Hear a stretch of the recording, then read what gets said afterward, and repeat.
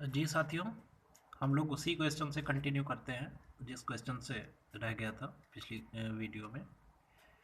Question था, वह बड़ी से बड़ी संख्या कौन सी है जिससे 187, 233, 279 को भाग देने पर प्रत्येक दशा में समान शेष बचे, है ना। तो इसके करने का तरीका क्या था कि आप 187 को लिखें, 233 को लिखें, 279 को लिखें। मतलब आपको एक ऐसी बड़ी से बड़ी संख्या फाइंड आउट करनी है जिससे आप 187 में भाग दो, 233 में भाग दो, 279 में भाग दो, तो समान शेष बचना चाहिए, है ना। समझ रहे हैं ना बात को आप कि क्वेश्चन कहना क्या चाह रहा है। 187 में भाग दोगे तब भी उतना ही शेष बचेगा जितना 233 और 279 में भाग देने पर बचेगा। तो आपको क्या करना था, 187, 233, 279 आपको लिखना है। फिर उसके बाद पहली और दूसरी संख्या का अंतर लेना है जो कि 46 आया था। दूसरी और तीसरी संख्या का अंतर लेना है जो कि 46 आया था। तीसरी और पहली संख्या का अंतर लेना है जो कि 92 आया था। फिर हमने क्या बताया था कि जो अंतर आया है 46, फिर 46, फिर 92, इसका मासा लेना है। और इसका मासा हो कितना जाएगा, एचसीएफ कितना हो जाएगा, 46 ही होगा, है ना। 46, 46, 92 का मासा क्या होगा, 46 होगा। और मासा होता क्या है, वह बड़ी से बड़ी संख्या जो दी गई संख्याओं को पूर्णतया विभाजित कर दे। तो आपको पता है कि 46 एक ऐसी संख्या है जो इसको भी काटेगी, इसको भी काटेगी और इसको भी काटेगी। 46 से बड़ी कोई संख्या नहीं है जो तीनों को काट दे। तो इसका मासा क्या हो गया, 46। अब आपका जो आंसर निकल कर आया है वो क्या है, 46 ही है।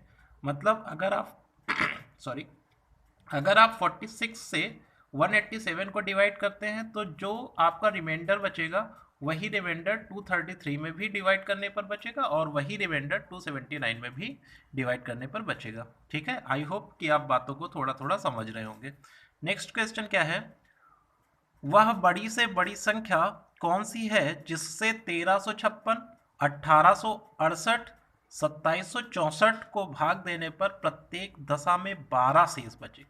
अब देखिए इसमें इन्होंने बता दिया कि अगर आप 1356 में भाग करते हो उस संख्या से, जो बड़ी से बड़ी संख्या आपसे पूछ रहे हैं ना, कह रहा उस संख्या से अगर आप 1356 में भाग करते हो तो रिमाइंडर कितना बचेगा, 12। 1868 में भाग करते हो तो रिमाइंडर कितना बचेगा, तब भी 12 बचेगा। और अगर आप 2764 में भाग करते हो तब भी रिमाइंडर आपका कितना बचेगा, 12 बचेगा। तो आपसे कह रहा है कि आप बताइए वो बड़ी से बड़ी संख्या है कौन सी। आप देखिए 1356 में भाग कर रहे हैं तो रिमाइंडर आपका कितना बच रहा है, 12। पिछले वाले क्वेश्चन में क्वेश्चन तो सेम था लेकिन इसमें बता नहीं रहा था कि रिमाइंडर बच कितना रहा है। इसमें रिमाइंडर पता नहीं था पीछे वाले क्वेश्चन में। इसके ऊपर जो क्वेश्चन अभी आपने देखा इसके पीछे, उसमें भी तीनों संख्याओं में भाग करने पर रिमाइंडर बच रहा था, सेम ही बच रहा था, लेकिन कितना बच रहा था ये नहीं पता। इसमें रिमाइंडर दिया हुआ है कि 12 12 बच रहा है। तो आप देखिए क्या करेंगे, 1356 से 12 को अगर घटा दें तो 6 में से 2 गया कितना, 4। 5 में से 1 गया 4, और यहाँ कितना हो जाएगा, 13। फिर यहाँ कितना हो जाएगा, 8 में से 2 गया 6, 6 में से 1 गया 7, और यहाँ कितना हो जाएगा, 18 यानी 18। यहाँ 6 में से 4 में से 2 गया 2, 6 में से 1 गया 5, और यहाँ कितना, 27। मतलब अब आप समझिए, मैंने 12 यहाँ से 1356 से, 12 1868 से, और 12 2764 से सब्ट्रैक्ट कर दिया। अब जो संख्याएं आई हैं, अब ये संख्या कौन सी हैं, वह बड़ी से बड़ी संख्या ज्ञात करें जिससे 1344, 1876 एवं 2752 में भाग देने पर शेषफल कुछ ना बचे, शेषफल शून्य बचे या कंप्लीटली डिविजिबल हो जाए। मतलब वह बड़ी से बड़ी संख्या ज्ञात करें जिससे भाग देने पर 1344, 1876 एवं 2752 पूर्णतया विभाजित हो जाए। तो आप समझ रहे होंगे कि 1344, 1876 और 2752 का क्या लेना है, एचसीएफ लेना है। तो एचसीएफ के लिए क्या करेंगे, दो नज़दीकी संख्याओं का आपस में अंतर ले लेंगे। अब देखिए 1344 और 1876 के बीच का जो अंतर होगा वो कितना हो जाएगा, 6 में से 4 गया 2, इधर 7 में से 4 गया कितना हो जाएगा, 7 में से 4 गया 3, और इधर 18 में से 13 गया 5। बात समझ रहे होंगे, 6 में से 4 गया 2, इधर सॉरी यहाँ पे थोड़ा सा सब्ट्रैक्ट करने में गलत हो गया था, 6 में से 1 जाएगा तो 5 होगा, है ना, 6 में से 1 जाएगा तो 5। अब देखिए 5 में से 4 गया तो कितना हो जाएगा यहाँ पर 1, यानी जो ये आया 512, ये क्या है, इन दोनों के बीच का अंतर ही तो है। अब यहाँ से एक बात ये क्लियर हो गई कि इसका जो HCF होगा वो 512 का ही कोई ना कोई गुणनखंड होगा। आप देखिए यहाँ पर ऑप्शन जो दिए गए हैं 64, 124, 156 और 260। तो यहाँ पर आप थोड़ा सा देख के दिमाग ये लगाना है कि 512 64 से कटेगा, 124 से कटेगा, 156 से कटेगा या 260 से कटेगा। देखिए देखने से लग रहा है कि 64 अट्ठे 512 होता है।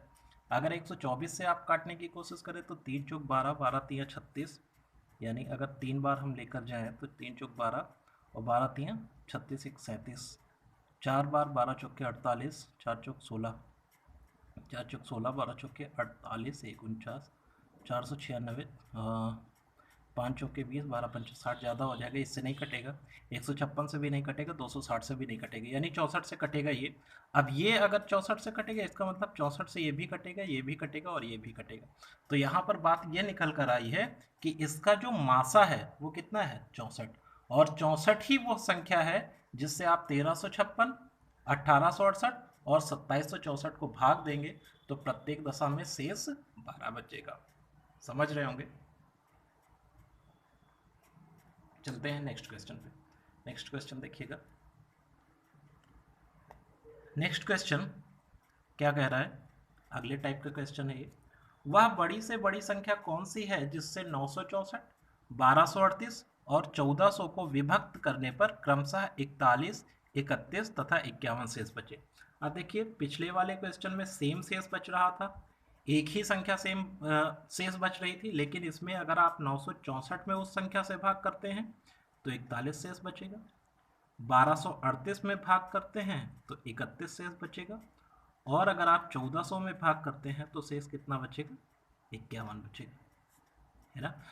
इसका मतलब यह है कि 964 में भाग करने से 41 शेष बच रहा है, इसका मतलब है 41 अधिक है। अगर 41 हम हटा दें, 4 में से 1 गया 3, 6 में से 4 गया 2 और यहाँ 9, 923, और यहाँ पर 31 शेष बच रहा है, इसका मतलब 31 ज़्यादा है, 31 घटा दो, 8 में से 1 गया 7, इधर 3 में से 3 गया 0 और इधर 12, 1400 में से 51 को घटा दो तो यहाँ 10 में से 1 गया 9, 9 में से 5 गया 4 और यहाँ कितना हो जाएगा 13। ठीक, बात समझ रहे होंगे। यहाँ 10, 10 में से 1 गया 9, यहाँ 9, 9 में से 5 गया 4 और यहाँ 13। अब देखिए ये वो संख्याएं हैं 923, 1207, 1349, जिसमें आप उस बड़ी से बड़ी संख्या से भाग करोगे तो शेषफल कुछ भी नहीं बचेगा, शेषफल शून्य बचेगा या कंप्लीटली डिविजिबल हो जाएगा। मतलब अब ये क्वेश्चन क्या बन गया, वह बड़ी से बड़ी संख्या ज्ञात करें जिससे 923, 1207, 1349 में भाग देने पर पूर्णतया विभाजित हो जाए। तो आप इसका एलसीएम ले लें, इन दोनों का अंतर अगर लें तो इन दोनों का अंतर कितना हो जाएगा, 7 में से 3 गया 4, 10 में से 2 गया 8 और इधर 11 में से 9 गया 2, 284। अब देखिए यहाँ पर जो ऑप्शन आपका दिया है 61, 71, 73 और 81, इसमें कोई आपका 284 का ही गुणनखंड होगा।